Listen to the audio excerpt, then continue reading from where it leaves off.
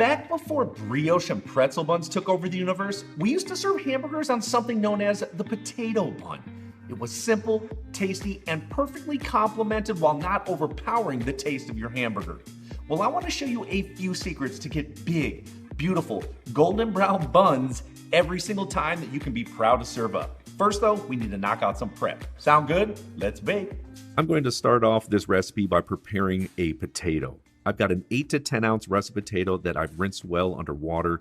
Then I'm going to poke holes on all sides using a fork so that it doesn't explode in the oven. Transfer it to a pan or a sheet tray lined with parchment paper in the oven at 400 degrees Fahrenheit for 60 to 70 minutes. All right, Komis, for my first secret, we're going to be using a method known as tenzong. This is an Asian technique where we take some of the flour, some of the liquid in our recipe, and we cook it together over low heat until it becomes a really thick slurry. Then we take that, we add it to the dough during the dough making process. Now this is going to do a few things for us. First, it's going to ensure that our dough is not overly sticky when we handle it. Second, it can actually help our buns rise even higher. Third, most important, moisture.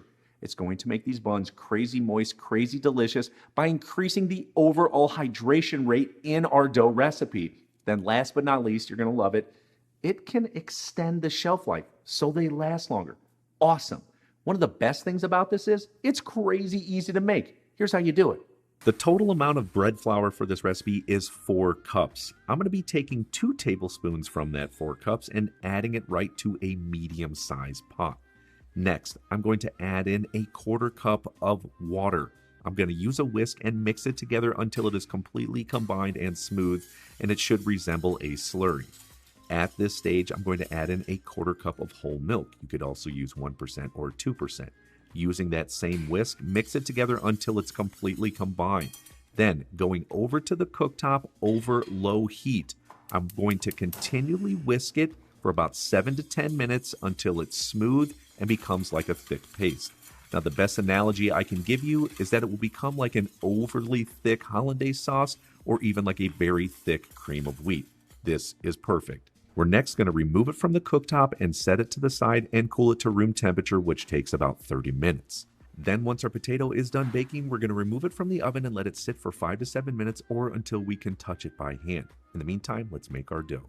In the bowl of a stand mixer, I'm adding a 1/2 cup of warm milk in between 112 and 115 degrees Fahrenheit, then a 1/4 cup of water in between 112 and 115 degrees Fahrenheit.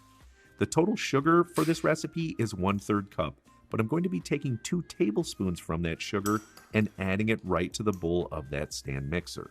Next, I have 1 packet of active yeast. This totals 7 grams for all those who always ask. I'm just going to sprinkle it over the top. Now, grab a whisk and mix it together for maybe 10 seconds until all these ingredients are combined. What I'm going to do is let it sit for 5 to 7 minutes or until a raft forms on top. Now, if you're using instant yeast, you do not need to wait for that raft to form. In the meantime, I'm going to prepare the dry ingredients. So the remaining 4 cups of flour minus 2 tablespoons. I'm going to add in the remaining 1/3 cup of sugar minus 2 tablespoons. Then I'm adding in 1.5 teaspoons of coarse salt. Use a whisk and mix it together until it is combined. Then just briefly set it to the side. Now I'm going to go over and check out my potato. Yep, it's okay to touch for me. I know I definitely have some calloused up hands being in the food world for so long. If it's still hot to you, just wait until it cools down. But you definitely do not want a cold potato. I'm just going to peel it using a tournée knife. You could also use a paring knife until the peelings are gone. Then I'm going to add it to a food mill and just turn on the handle until the potato is completely mashed and through there. Also, don't forget to use a rubber spatula and scrape off all that goodness. You're going to need all of it. You'll end up with about a scant 1 cup of mashed potatoes. Also, the other option would be to use a ricer. Both will work for this application. Let's head back over to our milk, water, yeast, and sugar mixture. The raft has formed on top. We are good to go. Transfer this now to a stand mixer. I'm going to fix the hook attachment. Then I'm turning the speed on to low. Let's immediately add in our mashed potatoes. Then I'm going to add in our dry ingredients. That's the flour, sugar, and salt mixture very slowly until it is completely in there. You can see the ingredients are starting to come together. Then immediately add in 1 large egg, followed up with our tenzong. Be sure to use a rubber scraper to get all of it out of there. We need that hydration in there to ensure that our dough is incredibly fluffy and light. Now, once the dough starts to pull away a little bit from the bowl, I'm going to add in a total of 1/3 cup of softened unsalted butter in 3 different stages. Do not add the next chunk of butter until the first one is mixed in. You'll notice that it's a little bit soft at first, but it will absolutely reapply to that hook attachment. You'll know the dough is done when the bowl is mostly clean and fixed to that hook attachment. Remove the bowl from the stand mixer and transfer it over to an airtight container. Now, I love these Cambro plastic containers because you can see the measurements on there, and it's great because I want it to double or even triple in size, and it gives me a really good read. Once you've added the lid on there, we want to put it in a warm place for 1 hour. Now, you know my trick. I like to put it in the oven slightly cracked with the oven light on. That is it. It creates a great proofing environment around 90 degrees Fahrenheit. Remember, it's just the oven light that's on. Then after that amount of time, I'm pulling out our dough. You can see it's at least double in size, more like 2.5 times the size. Love that oven trick. Then what I'm going to do is transfer the dough over to my butcher block. I'm going to lightly sprinkle some of the bread flour on there, maybe just a teaspoon or so. Then take the dough out of the container and put it right on there.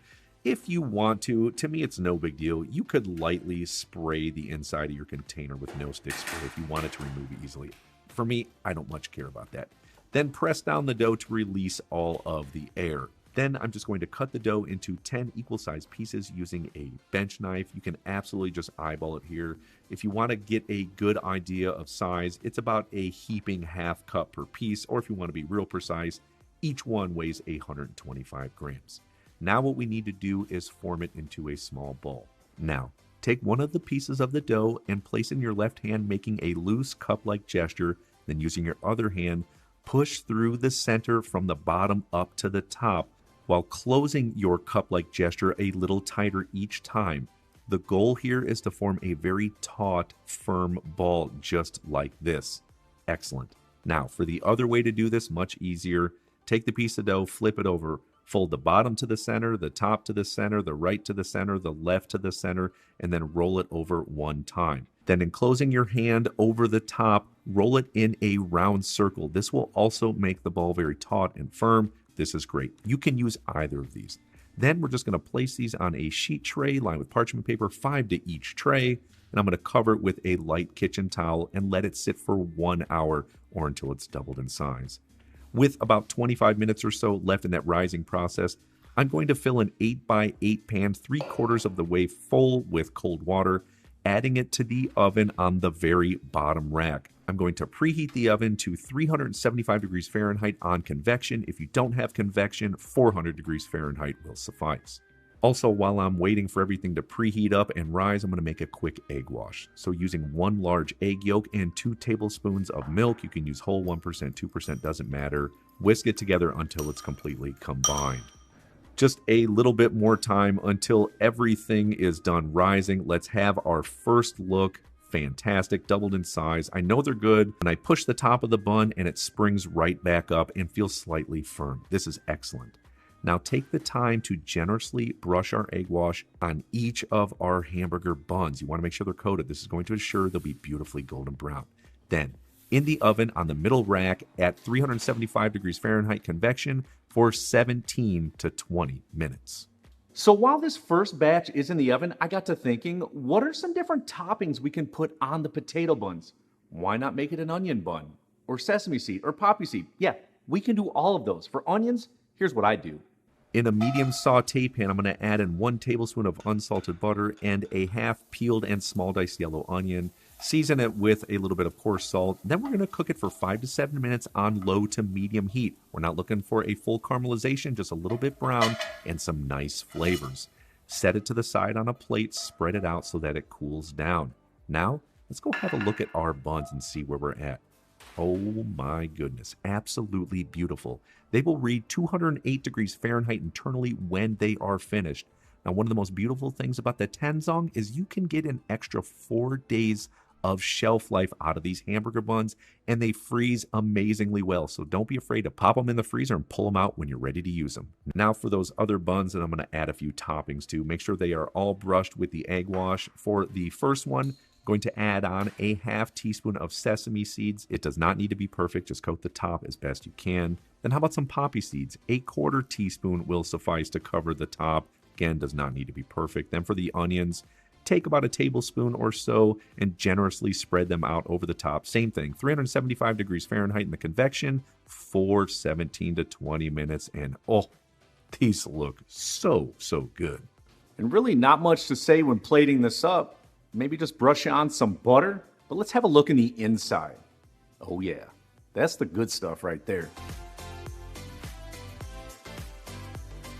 Incredibly tender, so moist, and the flavor's just on point. This is absolutely the bun recipe you should be using for all of your hamburger or cheeseburger recipes. Does it take some time? Sure. Is it worth it? 100%. Now, if you're looking for something to serve these up with, check out my smash burgers. They will be so good paired up with them. I've got a great recipe video. See you on there.